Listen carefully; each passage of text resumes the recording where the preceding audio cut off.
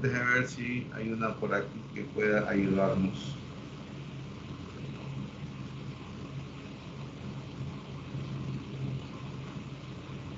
No, este de aquí puede confundirlos. Bueno, vamos a directamente acá. Esto lo quería decir como para que tengan una noción amplia de las pérdidas y de las ganancias de líquido que tiene el organismo, en este caso los pacientes.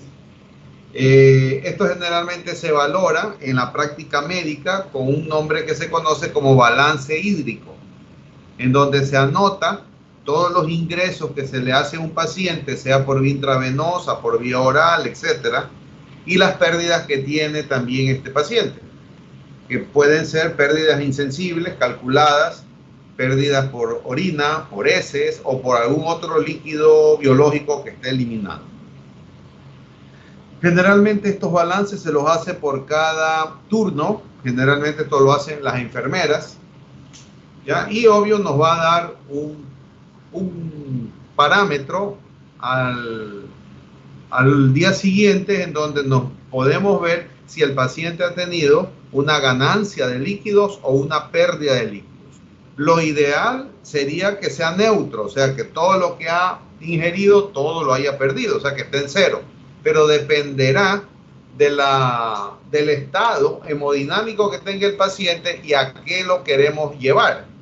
Si el paciente está con sobrecarga de volumen, si está hipertenso, si está todo hematizado, obvio que a mí me va a interesar que tenga más pérdidas que ganancias. Entonces que tenga un balance negativo, ¿ya? Pero si el paciente ha estado con vómitos, diarreas, todas esas cosas, y yo le he dado una terapia de hidratación, diríamos, enérgica, con unos 3, 4 litros de líquido, lo más probable es que yo vaya a tener un balance positivo. Entonces, si el paciente ha estado deshidratado y tiene un balance positivo, para mí eso está dentro de los parámetros que yo quiero. Entonces, esa es más o menos, y vean que la ingesta oral, por ejemplo, si hablamos de ganancia, la ingesta oral como agua generalmente son 1 litro. En las comidas, más o menos se ingiere 1300 mililitros de líquido, que en este caso es agua. ¿Ya? A más que eso, tenemos que valorar que nosotros ganamos como agua de oxidación metabólica aproximadamente 200 ml, lo cual nos da como promedio que nosotros tenemos una ganancia diaria de líquido de 2,5 litros. Pero las pérdidas que también nosotros tenemos van a ser como promedio a nivel de orina, 1,5 litros, por pérdidas insensibles, principalmente a nivel pulmonar, 300, a nivel de piel, unos 500 ml, sin tener hipertermia. Y por heces aproximadamente podemos perder hasta 200 mililitros diarios. Si sumamos todo, vamos a observar que la pérdida es también de 2,5 litros. Entonces, los ingresos y las pérdidas están más o menos equiparadas. Vamos a comenzar a ver hiponatremia, ¿ya? Ustedes esta hiponatremia la vieron ¿en qué curso? En fisiología. Bueno, sodio de haber visto. En bioquímica, doctor. En bioquímica. Ya. Pero vieron como hiponatremia y como hipernatremia, así. Sí, doctor. Ya, ok, entonces esto para ustedes es un pan comido. Les voy a hacer algunas preguntas entonces para ver cómo están. Cuando tenemos hiponatremia, ustedes saben y deben de conocer que después de saber que un paciente está hiponatrémico, lo principal que debemos conocer es la osmolaridad sérica del paciente. ¿Por qué? Porque tenemos que definir la hiponatremia con osmolaridad baja, con osmolaridad normal o con osmolaridad elevada. Eso en terminología práctica médica se conoce como tonicidad plasmática. Entonces, hay hiponatremias normotónicas o isotónicas, hipotónicas e hipertónicas, ¿ya? La osmolaridad sérica, ¿cómo se la conoce? Alguien que ya rápido, pero en menos de 10 segundos. Alguien que se acuerde. 290 y minosmoles creo que eran. Sí, pero ¿cómo se saca? Es lo que yo quiero saber. Yo puedo pedirla en laboratorio, pero lo importante es yo mismo sacarla. ¿Nadie se acuerda? Bueno, la osmolaridad se saca con una fórmula en donde se multiplica 2 sodios, ¿ya? Multiplicado ¿por qué se multiplica? 2 sodios Glucosa. más, Por no se potasio. multiplica. Se suma más glucosa y menos dividido para 18 más nitrógeno ureico dividido para 2.8, ¿sí? Ese valor nos va a salir entre 280 y 290, más o menos 295, que es el rango de osmolaridad normal. Entonces, cuando nosotros tenemos un paciente con hiponatremia, tenemos que saber el nivel de glucosa del paciente y el nivel de nitrogenados. Tenemos que saber el valor de urea, el valor de creatinina y de nitrógeno ureico, porque del nitrógeno ureico vamos a sacar esta fórmula. Entonces, si ya tenemos las 3 posibilidades, vamos a observar que tener hiponatremia isotónica implica tener 2 posibilidades, por hiperproteinemia o por hiperlipidemia, principalmente de hipertrigliceridemia. La hipercolesterolemia generalmente no va a producir hiponatremia. La hiperproteinemia, para que tenga una fuente importante, va a estar dada principalmente por niveles de proteínas más allá de 10 gramos por ciento a nivel sérico, ¿ya? Eso generalmente se suele ver en la patología conocida como mielomas múltiples. Y las hiperlipidemias o la hipertrigliceridemia, generalmente que puede darnos hiponatremia importante, se observa en las que son familiares, en las que tienen alteración ya de genética.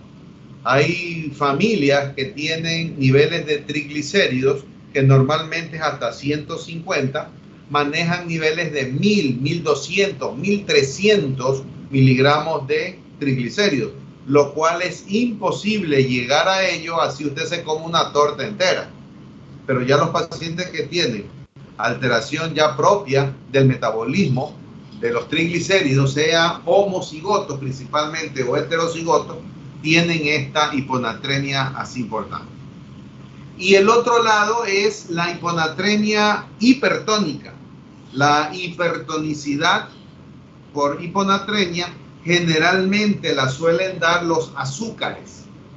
En este caso, el más importante de todos es la glicemia. Si yo tengo una glicemia muy alta, como la que se observa en el estado hiperosmolar hiperglicémico o en la cetoacidosis diabética, en donde suben los niveles, más en el estado hiperosmolar, que puede tener usted glicemia de 800 miligramos, esos pacientes, obvio, acuérdense que la glicemia es parte de la fórmula, va a alterar y va a elevar la osmolaridad, ¿ya? Por encima incluso de los niveles de sodio que pueda tener. Entonces, la hiperglicemia severa puede producir hiponatremia hipertónica, ¿ya? También el manitol puede producirlo cuando se ha administrado varias veces a un paciente con el efecto de producir diuresis osmótica ante edemas cerebrales. Y de ahí nos queda la parte central de la hiponatremia, que es la de la hiponatremia hipotónica, que es la más frecuente de todas. Las dos extremos que hemos hablado son raras. Entonces tenemos que si ya nosotros quedamos de que el paciente tiene hiponatremia hipotónica, la siguiente opción de valorar en el paciente es cómo está su estado volumétrico. Estado volumétrico que puede ser valorado clínicamente si hay un aumento del volumen extracelular intersticial o si está aumentado el volumen extracelular intravascular. ¿Ya? Si hay alteraciones, en este caso del volumen, una de las alteraciones puede ser que haya datos de hipovolemia, que haya disminución del volumen intravascular o disminución del volumen extracelular. Si sospechamos que tiene hipovolemia, lo más importante es valorar si la pérdida es por vía renal, que está perdiendo el sodio, o por vía extrarrenal. La vía extrarrenal es muy frecuentemente encontrada y es estrictamente digestiva. Y eso es por pérdida de líquidos tipo vómitos o diarreas totalmente, diríamos, incoercibles. ¿Ya? Entonces el paciente en estos casos se deshidrata, hace hipovolemia, puede incluso hacer shock y hace hiponatremia hipotónica, hipovolémica.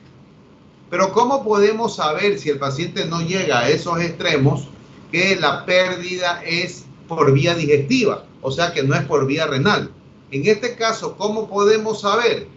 Podemos saber solicitando a este paciente, a más de que hemos visto ya sodio bajo, a más que le hemos pedido glicemia, a más que le hemos pedido nitrogenados del boom, a más que le hemos examinado para ver si el paciente tiene o no tiene pérdida volumétrica o exceso de volumen, le pedimos un sodio urinario. ¿Ya? Si el sodio urinario está bajo, significa que la pérdida es extrarrenal. ¿Ya? ¿Por qué? ¿Quién me puede explicar ello?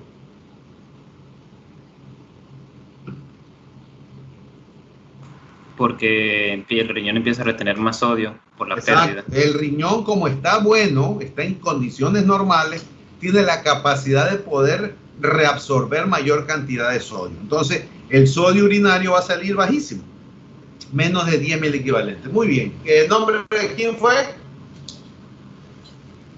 Useche, Eduardo Useche. Useche, ok. Muy bien. Primera vez que lo oigo, ¿eh? Que no sea la última. Y la otra posibilidad es de que las pérdidas sean renales. ¿Cómo podemos saber que las pérdidas sean renales? Hay que solicitarle a estos pacientes sodio urinario. En este caso, como la pérdida es por vía renal, la afectación es renal. Entonces, la pérdida de sodio urinario va a ser elevado. Va a ser más allá de 20 mil equivalentes por litro. ¿En qué situaciones ustedes pueden verla? La más importante es los diuréticos. Si ustedes tienen a un paciente con diurético, lo más probable es que vayan a tener algo de hiponatremia, hipotónica, hipovolémica, por pérdida renal con sodio urinario alto, más de 20. De ahí tenemos algunas causales como los inhibidores IECA, nefropatías, deficiencia de mineralocorticoides, y un síndrome conocido que se ve más en terapia intensiva, que es el síndrome de desgaste de sodio a nivel cerebral. ¿Sí? Pero con tal que ustedes se conozcan de que los diuréticos, la deficiencia de mineralocorticoides y los IECAS pueden dar ello, me quedo contento. ¿Sí? El efecto de los IECAS de producir hiponatremia es producto mismo de su efecto directo. No es por idiosincrasia, ¿sí? No es una reacción idiosincrática, es una reacción propia del fármaco. La otra posibilidad será que el paciente al examinarlo tenga datos de hipervolemia. El estado de hipervolemia se caracteriza por todos los estados edematosos. Y los estados edematosos son las tres principales insuficiencias orgánicas: insuficiencia cardíaca, insuficiencia renal crónica avanzada e insuficiencia hepática crónica. ¿Sí? Y en algunos casos también, como puede verse aquí, el síndrome nefrótico, que también puede tener anasarca. ¿Sí? Entonces, todos los estados de insuficiencia orgánica generalmente dan hiponatremia hipotónica hipervolémica, que en otros términos se la conoce como hiponatremia dilucional, porque el sodio está bajo porque hay exceso de líquido. Entonces el sodio se diluye, ¿ya? Y por último tenemos la hiponatremia hipotónica euvolémica, ¿sí?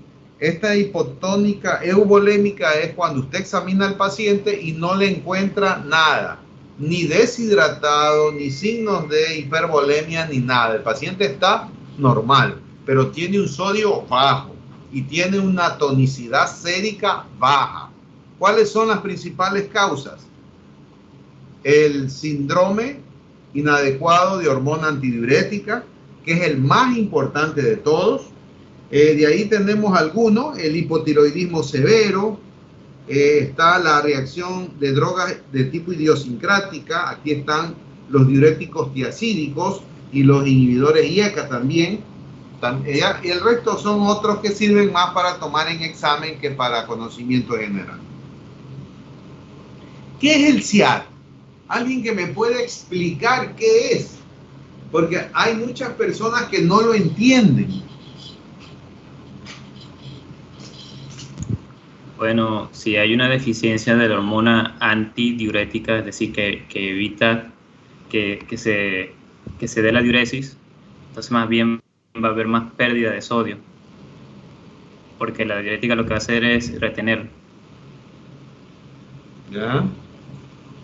O sea, se retiene más líquido al retener más sodio. En cambio, en este caso, como hay una deficiencia... ¿Pero por qué se retiene? O sea, ¿por qué aumenta la ADH? Puede ser alguna afectación en el eje de ¿Por qué se llama inadecuada? Alguien que me conteste. ¿Quién me contestó ahorita? Usacha. Usacha, ya. Alguien que me explique por qué se llama inadecuada.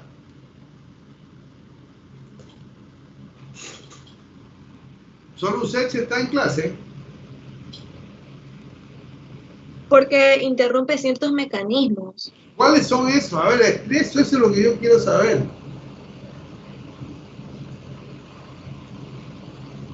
O sea, de lo que, como dijo Eduardo, es que como va a retener sodio, ese es un mecanismo principal, pues. Va a retener ese mecanismo, va a interactuar haciendo que no hay un equilibrio.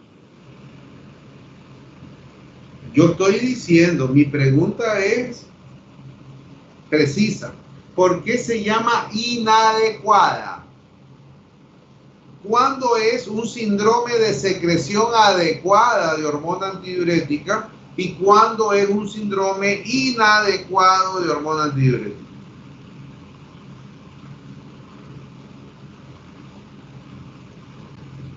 Ustedes deben de saber eso, si han pasado bioquímica.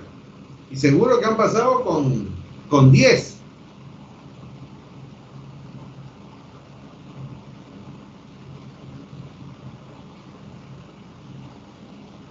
¿No?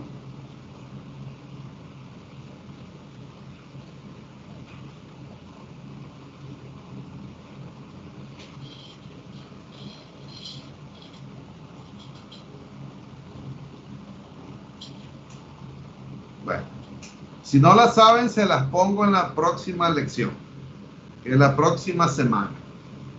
¿Sí? Ahí le voy a poner el SIAD y les voy a poner las posibilidades de adecuado o no de adecuado.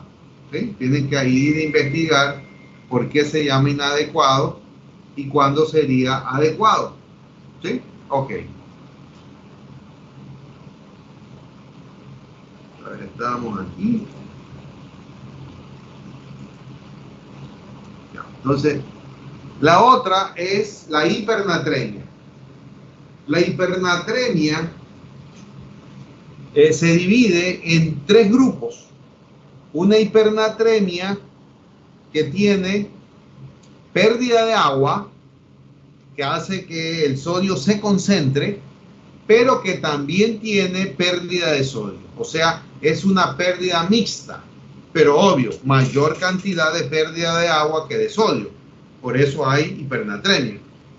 Y por esa circunstancia de la vida es de que al haber algo de pérdida de sodio, se va a componer o se va a llamar hipernatremia con sodio corporal total bajo, aunque parezca ilógico la definición. ¿Cómo voy a tener yo hipernatremia y con sodio corporal bajo? O sea, pero obvio, se considera ello porque a más de haber la pérdida de agua, que es la principal causa de la hipernatremia, también hay pérdida simultánea de sodio, aunque es en menor proporción que la del agua.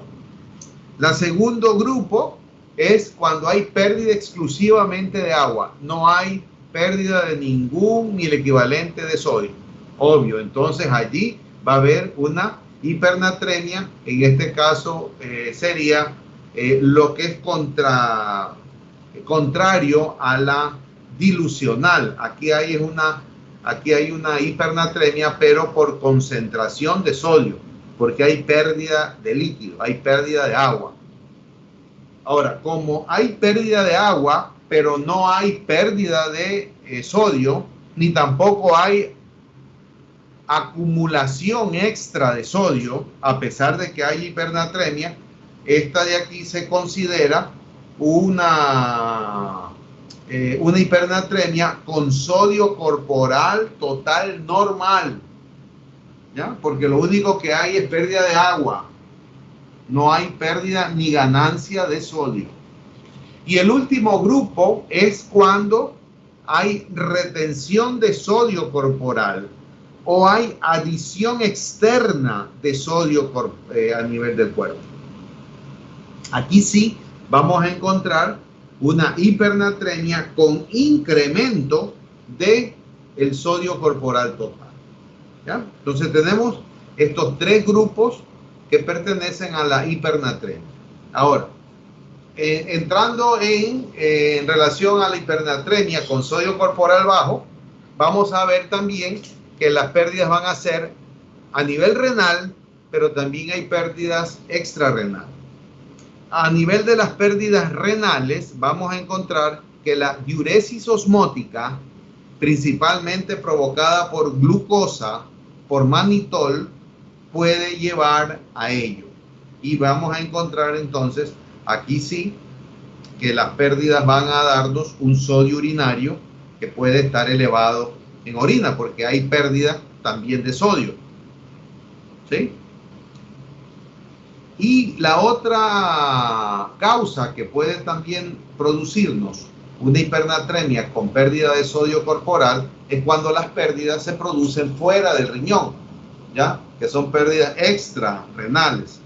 El exceso de sudoración nos puede llevar a hipernatremia. ¿Por qué? Porque hay mayor pérdida de ¿qué? De líquido, de agua, pero también perdemos a través de la piel sodio, ¿ya?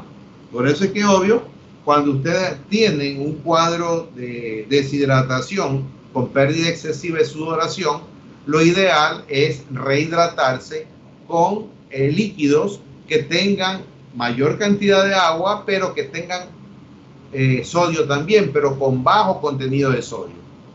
¿Ya? Por ejemplo, ustedes, bueno, todavía no ven la parte terapéutica en medicina.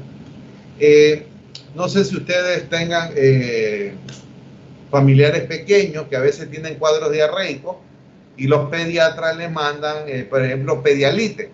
Pedialite, hay varios tipos de Pedialite de acuerdo al contenido de sodio. El Pedialite más bajo creo que es Pedialite 30 Hay 30, 45, 60 y 90, creo. Eso es de acuerdo al contenido de sodio. El volumen principal es el agua, pero hay, por ejemplo, Pedialite con 30 de sodio. Hay Pedialite con 45 mil equivalentes de sodio. Sí. Por ejemplo, una pérdida por diarreas importantes, obvio, usted va a necesitar utilizar un Pedialite 90 o 60. ¿Ya?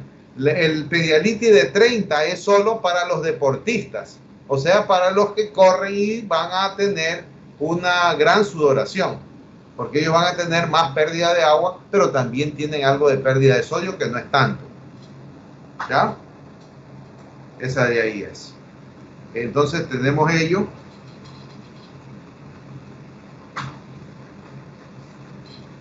También podríamos tener causa de una diarrea en niños, que puede ser también valorada, y también en algunos casos una diarrea producida por lactulosa. La lactulosa, como ustedes conocen, es un disacárido no absorbible. Este disacárido no absorbible puede provocar diarrea en donde hay buen contenido de agua, pero también hay algo de pérdida de sodio.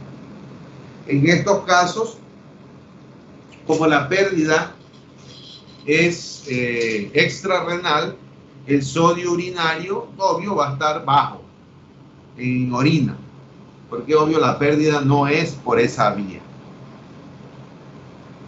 Y en segundo lugar tenemos la que tiene que ver con el sodio con agua pura. Aquí hay también pérdidas renales y pérdida extrarrenal. La pérdida renal con agua pura que lleva hipernatremia es la diabetes insípida, ¿sí? Esta patología que implica, en este caso, no tener producción de hormona antidiurética, ya sea de causa central, cuando hay afectación a nivel del hipotálamo y de hipófisis, o periférica, llamada la diabetes nefrogénica. Entonces tenemos o es central o es periférica, que sería la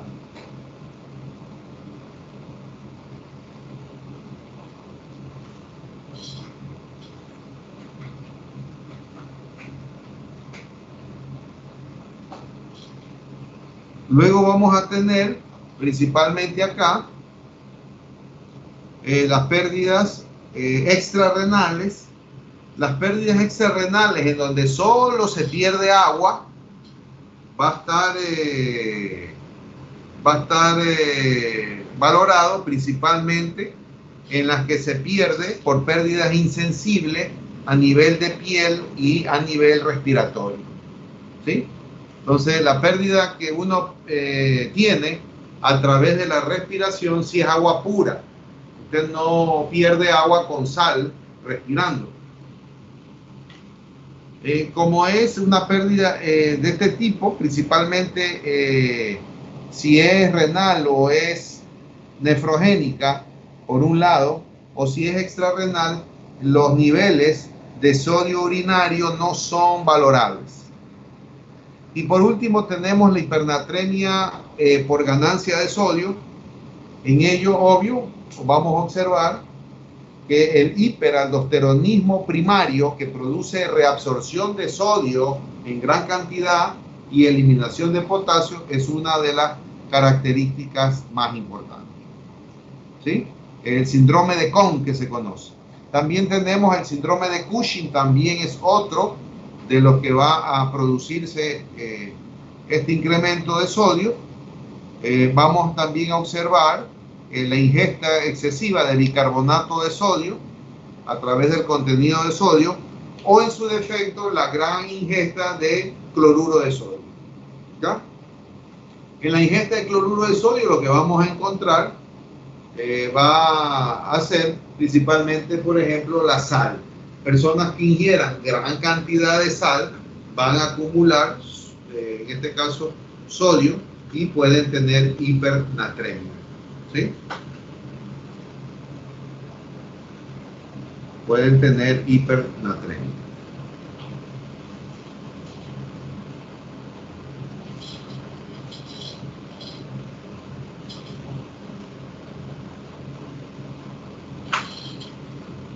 Por eso es que en hipernatremia, si yo tengo pérdida de agua principalmente y algo de sodio, yo me tengo que reponer utilizando agua, pero con una pequeña cantidad de sodio. En este caso, lo que voy a tener es que reponer con solución salina hipotónica, o sea, que tenga alguna cantidad de sodio aparentemente allí. De ahí vemos que las pérdidas que tienen que ver principalmente a nivel de pérdidas puras, por ejemplo en diabetes insípida o cuando hay grandes pérdidas extrarrenales, es con agua. El reemplazo de agua es lo que nos va a permitir mejorar la hipernatremia, que puede ser ingesta de agua oral o administración por vía intravenosa. ¿Cómo yo podría reponer una pérdida renal por diabetes insípida en donde tengo una uresis aproximadamente, por ejemplo, de 5 litros al día de agua? En este caso por uresis. A veces puede que no pueda reponer completamente por la... que no pueda reponer completamente a través de la boca y tenga que utilizar vía parenteral. En este caso, el reemplazo se hace con... Lactato de Ringer. No, el lactato de Ringer tiene sodio. Tiene 130 milequivalentes de sodio.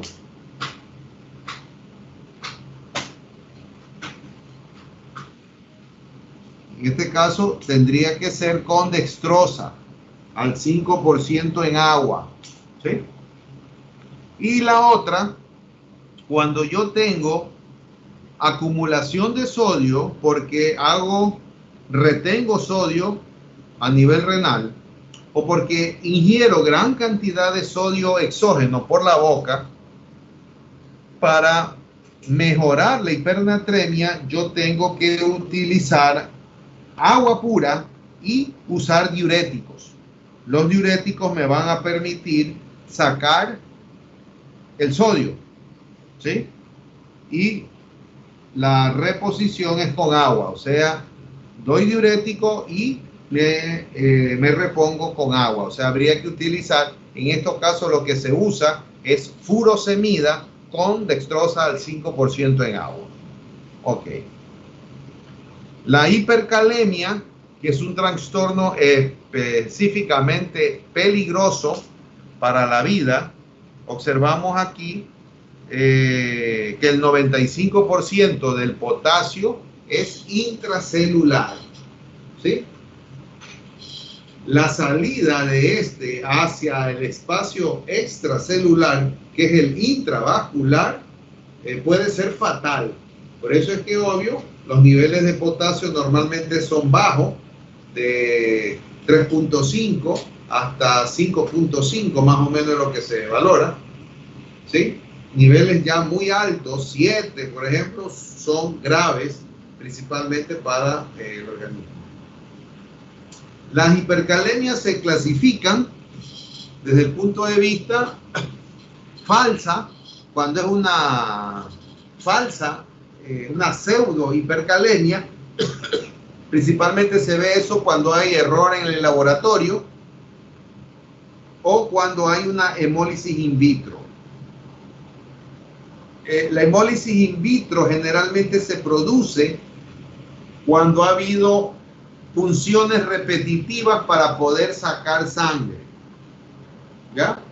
A veces ustedes no le cogen la vía a un paciente para sacar muestra de sangre, lo pinchan 3, 4 veces y ya a la cuarta le pueden sacar sangre. El peligro de sacar allí sangre, el peligro sería de que en un momento dado el nivel de potasio, si han pedido potasio, pueda estar más alto del normal. Y no es que tengan hipercalemia, sino que la hemólisis de los eritrocitos puede provocar, en este caso, que aumente el nivel de potasio. Segundo, tenemos la ingesta excesiva. En la dieta, el exceso de potasio puede producir ello. También la administración o la utilización de sales de potasio puede también ser causal. Las sales de potasio por vía oral y también las infusiones intravenosas, cuando se coloca potasio exagerado a nivel de la vía intravenosa en sueros. La tercera, que es posiblemente la más frecuente de todas, junto con la última, es la redistribución transcelular. Esta redistribución transcelular tiene que ver con traumas graves, con hemólisis intravascular, con acidosis. Las acidosis metabólicas generalmente nos van a llevar a ello. Van a llevar que salga potasio de la célula hacia el espacio intravascular. O también cuando hay deficiencia de insulina. ¿Sí? Por eso es que tener exceso de insulina ayuda a bajar el potasio. Y ese es uno de los mecanismos que hay, que el administrar insulina en un paciente que tiene hipercalemia, pero eso sí, junto con dextrosa para que no haya hipoglicemia, baja el nivel de potasio. Pero no lo elimina del cuerpo, sino que lo vuelve a meter dentro de la célula. Entonces, la insulina tiene la capacidad de bajar el nivel sérico del potasio, de poder entrar el potasio del espacio intravascular hacia el intracelular. Y por último, tenemos cuando hay una disminución en la eliminación de este electrolito. ¿Cuál es la causa más frecuente? Los daños renales, la insuficiencia renal aguda con oliguria va a producir hipercalemia. La insuficiencia renal crónica ya en etapas terminales, cuando la depuración de creatinina está en niveles entre 20 y 15 por ahí, obvio, ya va a haber hipercalemia. O también puede haber cuando hay disminución, en este caso con diuréticos ahorradores de potasio. ¿Sí? Entonces tenemos la espuria, es por flebotomía, también por trombocitosis o por leucocitosis. Los pacientes que tienen, por ejemplo, leucemia, van a tener el potasio alto porque tienen gran cantidad de masa celular, igual que los trombocitosis de masa plaquetaria. ¿Ya? La clínica generalmente altera la transmisión neuromuscular, puede producir debilidad, parálisis flácida y una frecuente que es el ileo funcional. ¿Ya? Alteraciones también a nivel cardíaco, puede disminuir la frecuencia cardíaca, puede aplanar las ondas P, las ondas T van a estar picudas, incluso a veces más altas que la onda R. Y lo otro es que el QRS se ensancha, igual que el intervalo PR se prolonga. ¿Ya? Entonces estas son alteraciones que se van a ver a nivel electrocardiográfica por la afectación que tiene a nivel cardíaco. Ahí observamos, miren que a la velocidad de ir aumentando el nivel de potasio en la sangre, también va a ir apareciendo una serie de alteraciones electrocardiográficas que pueden terminar la hipercalemia con paro cardíaco en ciclo en diástole. El paciente hace paro cardíaco con el corazón dilatado, pero el tratamiento no. La hipocalemia, que es la otra alteración, generalmente tiene que ver principalmente con que en la dieta normalmente debe haber un equivalente por kilo día de ingesta de potasio. Miren que el 90% del potasio es absorbido, el 10% es eliminado. ¿Cuál es la etiología? También tenemos en hipocalemia, alteración en la distribución celular, pérdidas urinarias, que son las más importantes. La que tiene que ver con alteración en la distribución a nivel de los compartimientos celulares, la alcalemia produce hipocalemia, ¿sí? Mientras que lo que habíamos dicho, la acidosis produce hipercalemia. Entonces observamos aquí la alcalemia como causa de hipopotasemia. La hipopotasemia vamos a encontrar que por el aumento de 0,1 en el pH va a haber una disminución aproximada de 0.3 milequivalentes por litro de potasio. ¿Ya? Entonces, si a mí se me eleva de 7,4, se me eleva a 7,6 o a 7,60, se me va en este caso a elevar 10 veces. Y si se me eleva 10 veces, obvio, se me va a bajar 0.3 mil equivalentes. Se me bajaría 3 mil equivalentes. En este caso, lo normal sería más o menos tener 4 o 5, se me bajaría a casi 1 y pico, a 2, que sería gravísimo. ¿Ya? Sería mortal. Hay medicamentos también que pueden provocar esta disminución del potasio. Los agonistas beta 2 aumentan la acción de la ATPasa y esto producen. También la insulina puede provocar hipocalemia. Normalmente, obvio, lo que utilizamos la insulina es para bajar el potasio, pero cuando está elevado, ¿sí? Y también los estados marcados anabólicos también pueden producir ello. Las leucemias agudas, los anemias perniciosas, el hipertiroidismo, y hay un cuadro muy frecuente, no muy frecuente, sino que es importante conocerlo porque sí se observa, que es la parálisis periódica hipocalémica. Son pacientes que no tienen ninguna alteración y cada cierto tiempo se les baja los niveles de potasio sumamente de gran intensidad, lo cual hace que los pacientes queden débiles, hagan hipocalemia, hagan íleo, ¿ya? Y el paciente, obvio, tenga que ser hospitalizado.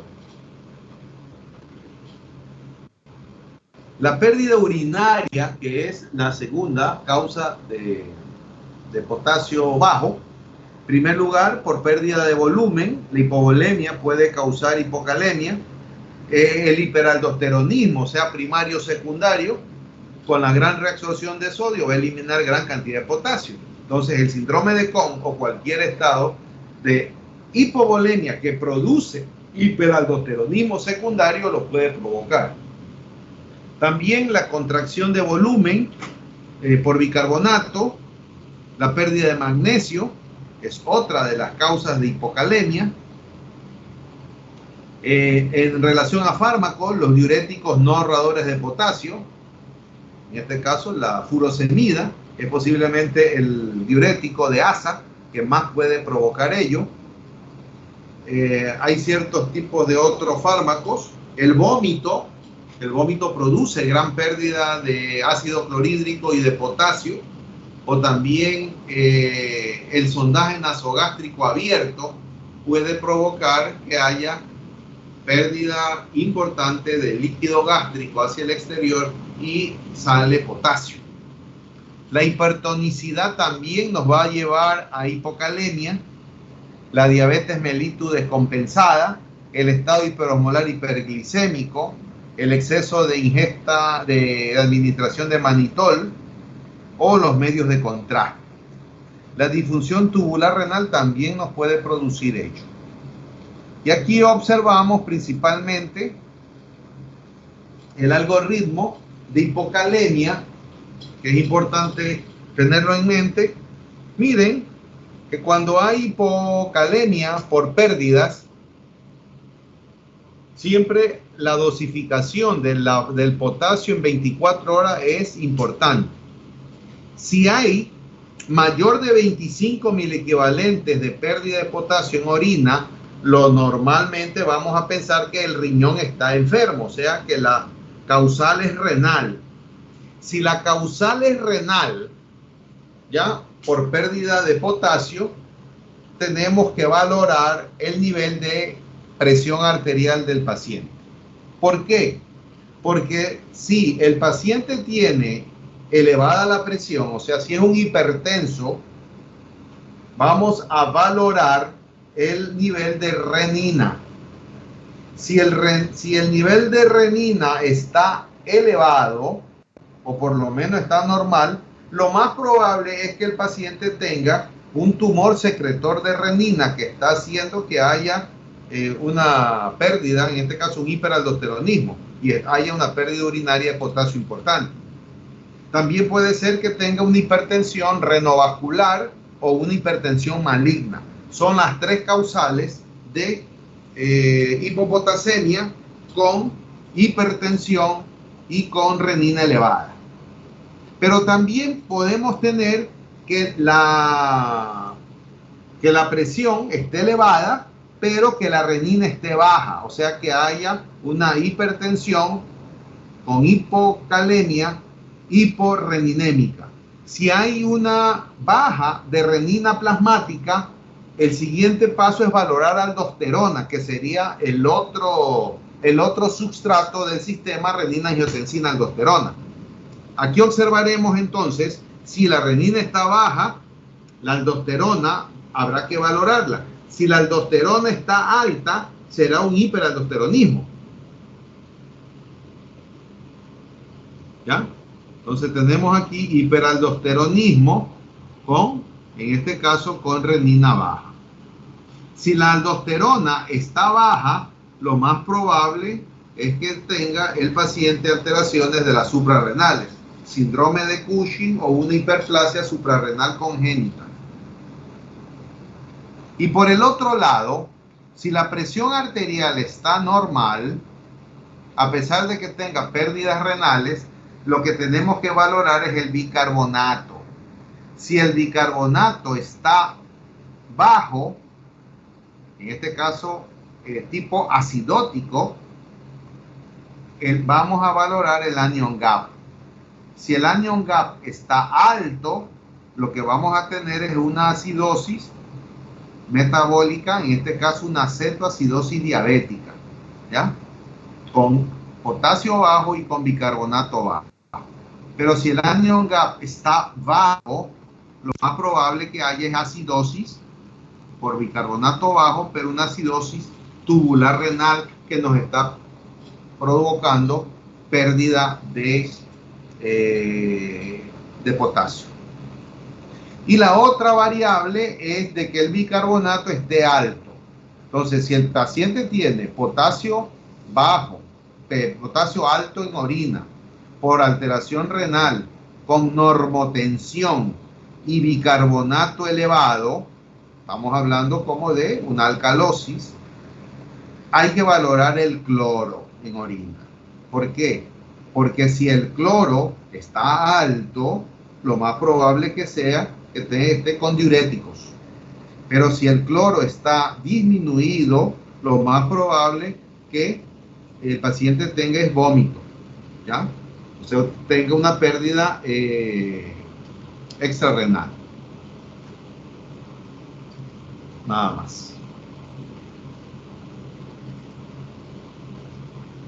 Vamos entonces ahorita a ver.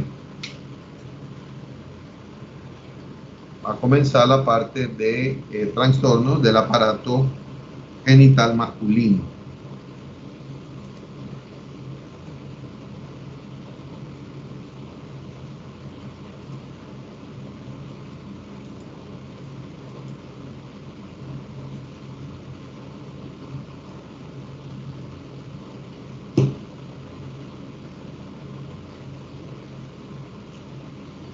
Cuando valoramos la parte endocrina, en este caso, que tiene que ver con el eje hipotálamo, hipófisis,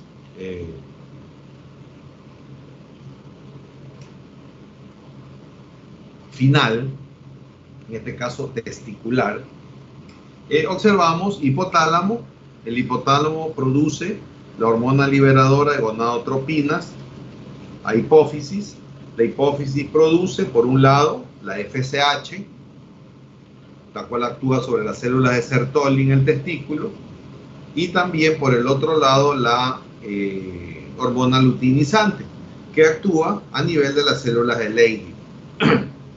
Las células de Sertoli, vía FSH, produce inhibina, que tiene la capacidad de, por retroalimentación negativa, inhibir a la FSH. Y la producción, en este caso, de la célula de Sertoli va a hacer que va a actuar sobre la espermatogénesis. En relación a la producción de LH hipofisaria, actuando sobre las células de Leydig, es para producir, en este caso, testosterona. Y esta testosterona, obvio, es la que va a actuar principalmente ya a nivel testicular. ¿Ya? Actúa, el testículo produce testosterona y esta va a tener los efectos a nivel ya de células diana. Tenemos que ver que la testosterona a nivel de sangre, solo un 3% circula libre, el 97% de ella va a estar ligada a una globulina fijadora de esta hormona. También tenemos que valorar que como sustratos primarios de testosterona está a partir del colesterol. La testosterona, desde el punto de vista, tiene varias acciones. Tiene una acción que se conoce como amplificada, tiene una acción diversificada y tiene una acción directa no enzimática, ¿sí? Entonces tenemos que la acción directa no enzimática es la testosterona pura, mientras que la acción amplificada, que es vía 5-alfa reductasa, es para la formación principalmente de la DTH o DHT, la cual tiene la particularidad de actuar sobre la virilización en etapa puberal, en actuar sobre la próstata y también sobre el vello, en este caso el cabello. Mientras que por el otro lado la testosterona, una acción diversificada, gracias a la actividad de enzima aromatasa, también tiene pequeñas cantidades de estradiol, las cuales va a actuar sobre el hueso, también actúan sobre la próstata en menor cantidad y tienen una particularidad de protector del endotelio. Entonces tenemos que valorar que la vía clásica, ya en este caso para testosterona, tiene una vía alternas. Estas vías alternas van a producir, por un lado, la dihidroespinandrosterona, o sea, la DEA, y por el otro lado, obvio, vamos a observar que el desoxicortisol va a llevar a producción de testosterona. Entonces, la testosterona va a estar producida por ambos lados, por la DEA y por el desoxicortisol, teniendo a su vez las tres acciones que ya vimos: la ampliada para formar DHT, para formar testosterona propiamente dicho, y la diversificada, el estradiol.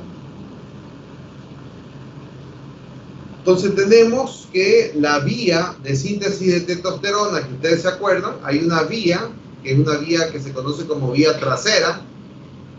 En este caso, a partir del colesterol y por una serie de enzimas, se produce la pregnenolona, la progesterona, la 17-hidroxiprogesterona, y a su vez esta también por diferentes enzimas se produce por un lado la desoxicortisol, que es el que va a formar vía la 11-hidroxilasa, la hidrocortisona, la cual va a ser vía de los glucocorticoides.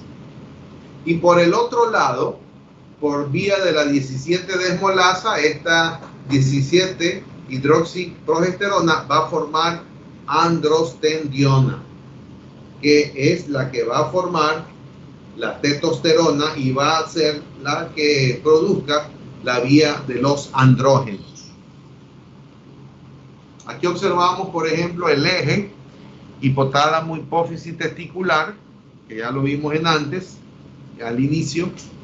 El hipotálamo, a través de los núcleos supraóptico y paraventricular, se produce la hormona liberadora de gonadotropina en forma pulsátil, actuando sobre la hipófisis, en este caso sobre la hipófisis anterior, formando por un lado la FSH, que es la que va a actuar sobre los túbulos seminíferos, en este caso era en las células de Sertoli, ¿ya? Esta a su vez produce inhibina, que puede a su vez inhibir la producción de FSH. Las células de Sertoli van a ser las células en donde se produzca la espermatogénesis. Y por el otro lado vamos a encontrar que la LH también actúa sobre los testículos, en este caso sobre las células del intersticio, que son las células conocidas como de Leydig. Estas de aquí son las encargadas de la formación de testosterona para actuar sobre los órganos diana. ¿Sí? Esa es una de las causales importantes. También observamos que el cerebro produce algo de estradiol y por la vía de la aromatasa es lo que se produce ello. Observamos también que los órganos blancos que van a actuar, en este caso la testosterona, es aumentando los tejidos, aumentando la masa muscular, produciendo una voz grave a nivel del sexo masculino, la distribución, en este caso del vello púbico, la del vello axilar, el aumento de la resistencia, ¿ya? Principalmente a nivel muscular y ósea, el mantenimiento del desarrollo de los órganos sexuales, va a producir también durante la etapa de la pubertad el crecimiento de los órganos sexuales, en este caso el pene, el aumento de la agresividad, que es una de las características propias de la testosterona, especialmente del sexo masculino, ¿ya? Y también el aumento, ya desde el punto de vista psicológico, de aumento de competitividad, ¿ya? Aquí está lo mismo. En los testículos, en este caso, aquí están las estructuras anatómicas que ustedes ya la conocen por anatomía. Están situados, obvio, fuera de la cavidad pélvica. La FSH es la que produce, favorece la producción de espermatozoides, mientras que habíamos dicho que la LH lo que actúa es secretando los andrógenos. Las células de Leydig, las células intersticiales, se van a caracterizar principalmente por tener las células de Leydig, macrófagos y vasos linfáticos y sanguíneos. Mientras que los túbulos seminíferos vamos a encontrar células mioides. Aquí van a estar las células de Sertoli y las células germinales. Dentro de la espermatogénesis, ustedes se acordarán, célula germinal 46XY por mitosis, ¿ya? Vamos a ver, la célula germinal se transforma en espermatogonia, esta a su vez por mitosis en espermatocitos de primer orden. Luego vamos a encontrar por meiosis espermatocitos de segundo orden. Luego por meiosis número 2 las espermátidas. Y luego por una diferenciación importante la producción ya de los espermatozoides. La producción en este caso de semen encontramos la secreción de espermatozoides desde los testículos, especialmente de los túbulos seminíferos, por las células de Sertoli, hacia el conducto deferente para la producción de esperma. Aquí también vamos a encontrar ayuda de secreción de las vesículas seminales, las cuales tienen la característica de que son ricas en fructosa, la secreción rica en fructosa, también en prostaglandinas, en proteínas, ya que son sustancias importantes que dan energía, en este caso para la fecundación para la acción de los espermatozoides en fecundación. La secreción de la próstata, la cual es un líquido lechoso, es alcalino, rico en ácido cítrico, en calcio, en fosfatasa ácida, en enzimas coaguladoras y en fibrinolicina. Y tenemos también, por último, las glándulas bulbouretrales, que también dan una secreción mucoide, que constituye el líquido preseminal. ¿Ya? Este líquido es preseminal antes de salir estrictamente el semen. ¿Cuáles son los trastornos entonces del aparato reproductor? Vamos a observar que hay infertilidad masculina, sería una.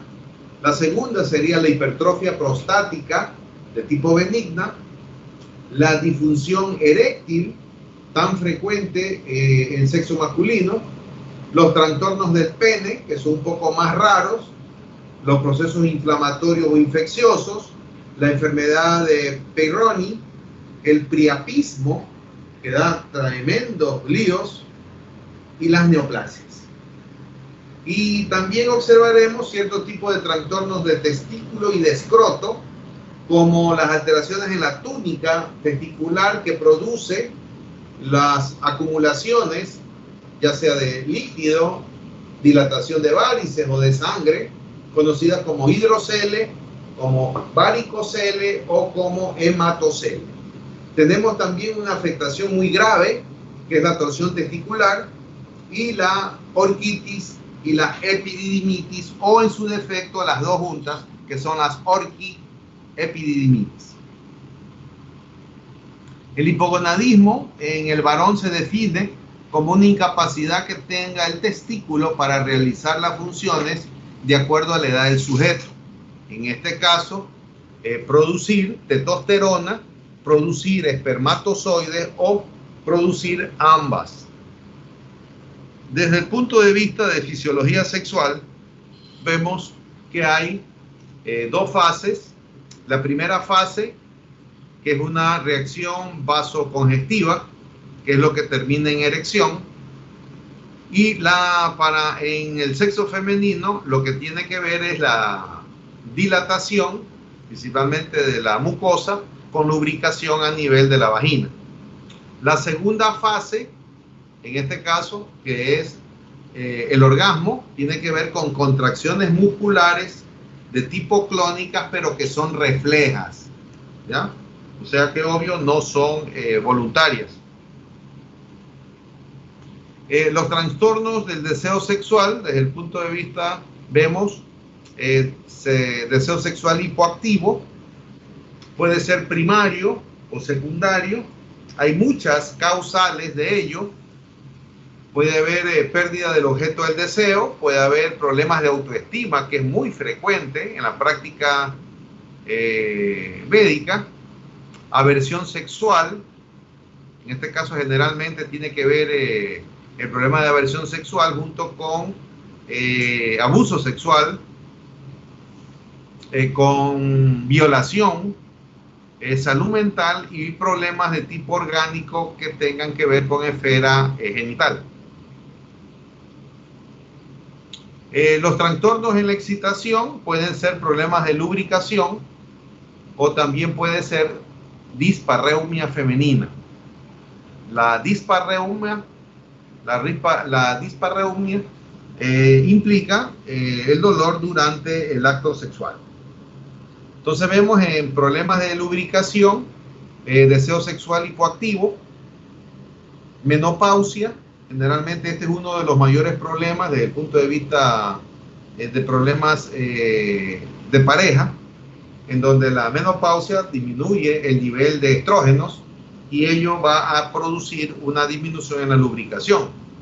Y las pacientes van a tener resequedad de mucosa vaginal, lo cual va a ser doloroso, en este caso, la realización de coito. Entonces, aquí tenemos el tratamiento para ello, terapia hormonal sustitutiva por vía oral, que eso ya dependerá de si se puede hacer efectuando o no el descarte de posibilidades de cáncer de mama y de útero. El uso de estrógenos locales en crema, que va muy bien, o también el uso de lubricantes antes de la relación. Si hay disparreumia, en este caso la etiología es diversa, siempre hay que descartar el vaginismo y obvio el tratamiento son con técnicas corporales de relajación. De ahí tenemos la anorgasmia, en este caso es importante, principalmente porque hay causas orgánicas, pero la mayor parte de ella va a ser la psicológica, ¿sí? La disfunción sexual masculina, entonces vemos, hay que tiene que ver con disfunción eréctil, tenemos los síntomas centinelas, tenemos la patología oculta, la calidad de vida, el tabú que implica y la falta a veces de confianza en la atención médica. La disfunción eréctil no es más que la incapacidad para poder conseguir o en su defecto también de mantener una erección. ¿Ya? La erección es igual a la relajación de los cuerpos cavernosos, los cuales van a ingurgitarse con sangre. ¿Sí? Vemos aquí, por ejemplo, dos cuerpos cavernosos en teoría con órgano flácido, y acá vemos, por ejemplo, un órgano ya eréctil en donde observamos la congestión de los dos cuerpos cavernosos, los cuales van a dar la dureza, en este caso, de varios grados a nivel del pene. Las vías neuroanatómicas, principalmente para ello, ustedes pueden ver, va a estar alojado principalmente a nivel del núcleo tóraco-abdominal, en dorsal 10 a lumbar 2, que tiene que ver con un plexo hipogástrico de tipo simpático. Hay de tipo simpático y de tipo parasimpático. ¿Ya? Entonces, a nivel, observamos que la parte de la inervación del pene está dada por el nervio dorsal del pene, que es rama del nervio pudendo, que tiene como centro a nivel del sacro. ¿Ya? Y acá la dilatación, principalmente de los cuerpos cavernosos, va a ser por actividad de tipo simpático, que es a nivel de las últimas dorsales y de las primeras lumbares. Entonces, la disfunción eréctil está dada principalmente por dilatación arterial, que sería la primera. Segundo, por la relajación del músculo liso trabecular y por activación del mecanismo veno-oclusivo corporal. ¿Sí? Entonces, aquí vamos a encontrar una serie de alteraciones dentro de una célula endotelial para el efecto. Miren que uno de los principales, diríamos, transmisores para la erección, en este caso es la dilatación a nivel vascular, que se consigue principalmente a través del óxido nítrico. Por eso, obvio, se observará que el sitio de acción principalmente para ello va a ser el PDE número 5, que son generalmente los inhibidores de ello, son los que se utilizan para tratar esta patología. Entonces observamos que la estimulación sexual va a producir activación del nervio cavernoso, principalmente a través del óxido nítrico. Por otro lado, las células del endotelio también aumentan la producción de óxido nítrico, ¿ya? Entonces vemos, por vía endotelial y por vía, diríamos, neural, hay activación para la producción de óxido nítrico. El óxido nítrico va a actuar en la célula muscular lisa, en este caso, sobre el guanilato ciclasa. ¿Qué hace? Este hace transformar el GTP en GMP cíclico, ¿sí? Y este GMP cíclico, vamos a ver que se transforma en GMP. Ya, ¿por qué? Porque el GMP cíclico, a través del calcio, va a producir relajación del músculo liso cavernoso, lo cual va a producir que haya llenado de sangre de ellos para la erección, ¿sí? Entonces, aquí observamos que la utilización, en este caso, de la fosfodiesterasa 5 tiene la capacidad de actuar sobre el GMPC para formar GMP puro y evitar que haya mayor, diríamos, potencia de poder relajar. La utilización de inhibidores de este DP va a evitar que se produzca el GMP y se mantenga el GMP cíclico, lo cual va a poder mantener la relajación del músculo liso cavernoso. Entonces, observamos que esta disfunción puede ser de tipo psicógena, de tipo orgánica, que es la más frecuente, pero también vemos mixta, o sea, disfunción mixta.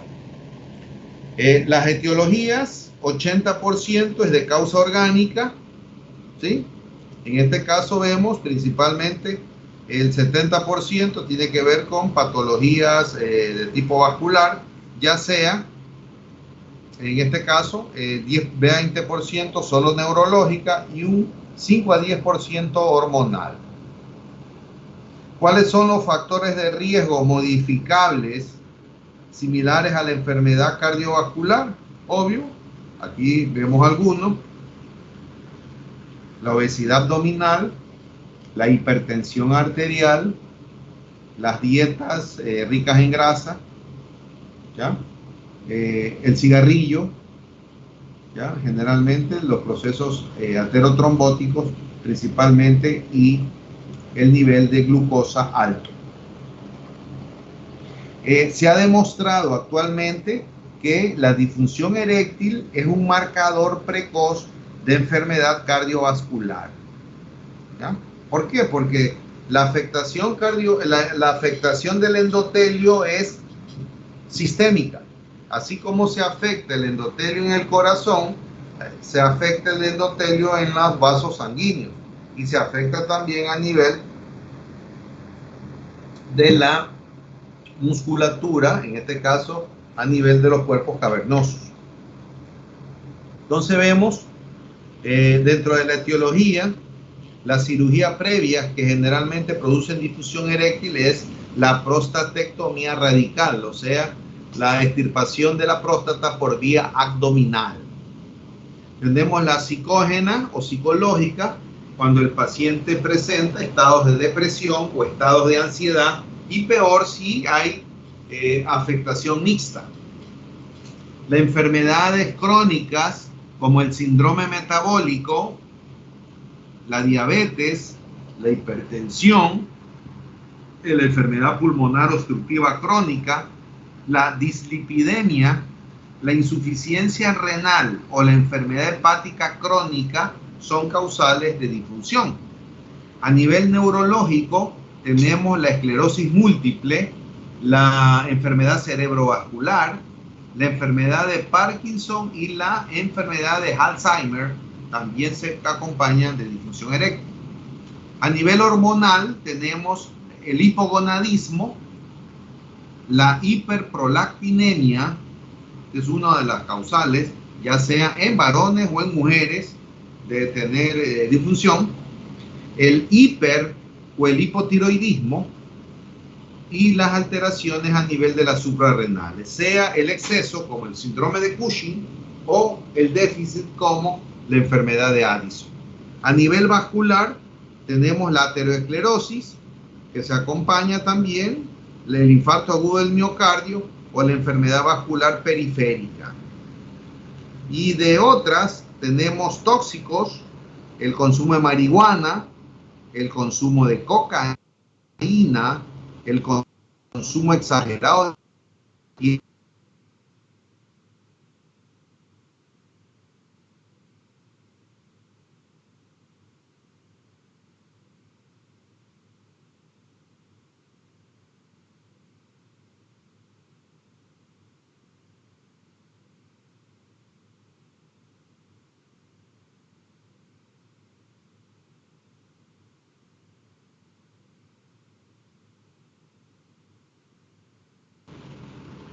bueno, se fue la imagen y obvio ya también son las 7 también.